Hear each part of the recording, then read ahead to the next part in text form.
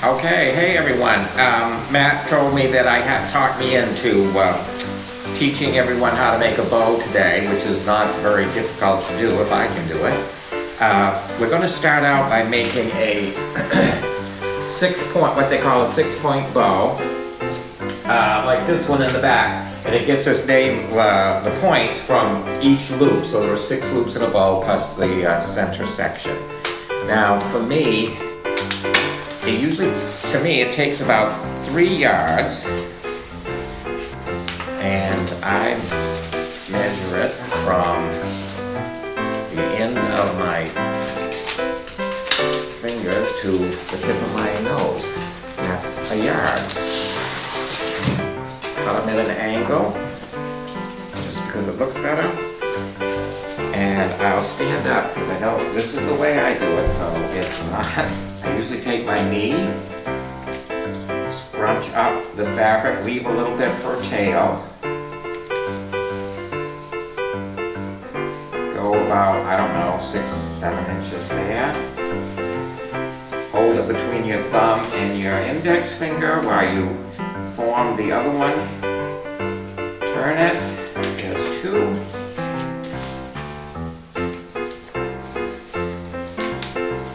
And something I can already tell you that I've done wrong is I haven't pre-cut the wire. So I've got to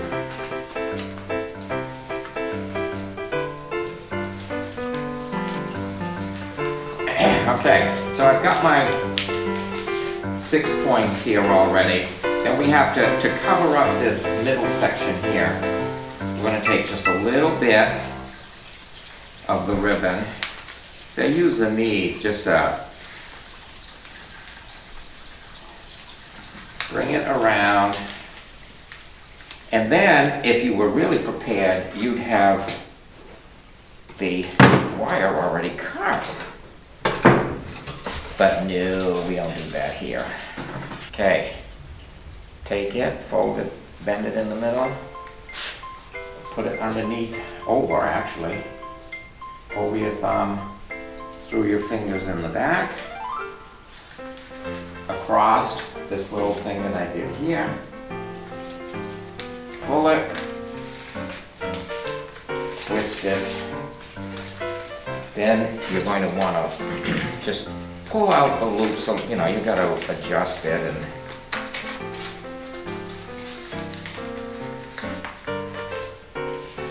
form a nice straight full loop.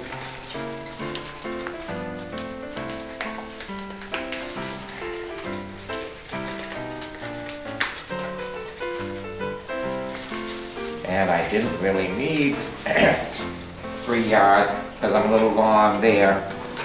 Or I could have made this tail bigger. And there you go. You put it on a wreath, take the back, separate it, put one over the top, one underneath, turn it around, twist it, then you want to adjust the wreath here. And I think we're good to go. There you go.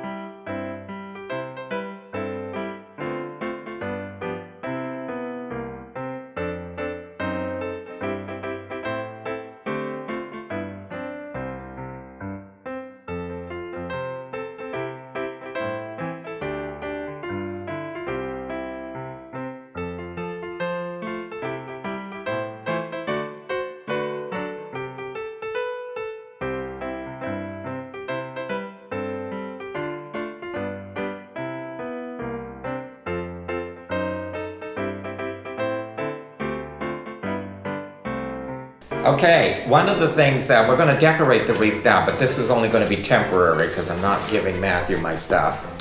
Another thing I forgot to mention on the wreath, you can have a plain wreath like this.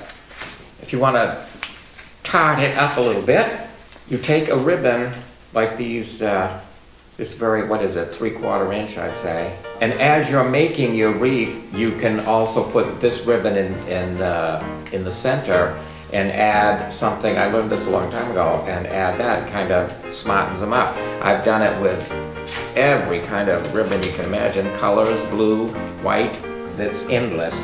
This is a thought. Oh, I'm supposed to say a shout out to Theodore Schrader today out in Michigan. I thank him so much. He actually said he wanted to learn from the elders. So thanks. So we're gonna go with kind of a natural look to this one. So in one of my things, I have these blueberries that I have used for 30 years or more. Don't throw anything away. Undo it, save it. You used to be able to iron, I used to, believe it or not, I would take apart bows and iron them out, roll them up on a roll and use them for next year. But you gotta be really careful because of the plastic backing now. They used, when it was all fabric, it was really easy to do, but all of this stuff, as far as Maine is concerned or anywhere else, you've got to wire this on. And you use the same wire that I did for the bow. It's just regular wreath wire, get any floors, because it'll blow off. And just to give you an idea of things you can do, I pick up one of the boughs, excuse me, tuck it in and wire it to the back. And I would do this all the way around the wreath, or like there again, any combination you want. I wished I had some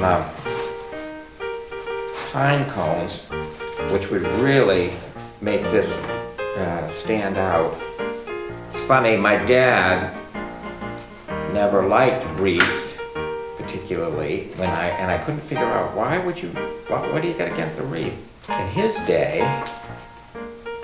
not Christmas wreaths, but wreaths in general, when you had a family member pass away, they would hang a wreath on the door of flowers. And it signified to the neighborhood that you had had someone pass away. And my father lost his mother in his early 20s and his sister in the pandemic of 1918, and she was only 5 years old, I believe. So he always associated wreaths with unhappy occasions. And if you want to know the history of the wreath, Google it, I'm not going to tell you.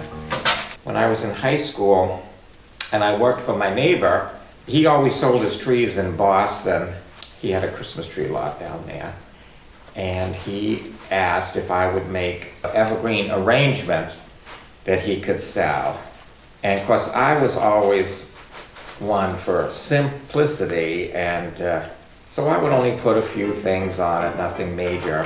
When he got down there, they loved the arrangements, but there wasn't enough stuff on them. And I remember that his wife, they had to go out and buy sparkly stuff because that's what they liked down there. I wasn't too happy about having somebody mess with my work, but he sold them. And look at that. You want to have a wire. And another thing that would make this really pop, God, I hate that word, would be some pine cones that would give you another texture and color to it. But there you go. Now, God, I did pretty good on that. Take fruit on a wreath, put it on like that, and it really makes a great outdoor wreath. So there's another idea for you. Ornamental grasses would be awesome, as long as they're not going to get in the rain. As my son Matt always says, I'd rather feel bad in Maine than good anywhere else, or something like that. What is it? It's like, I'd rather... Whatever, you got it. And there we go, my friend. Thanks.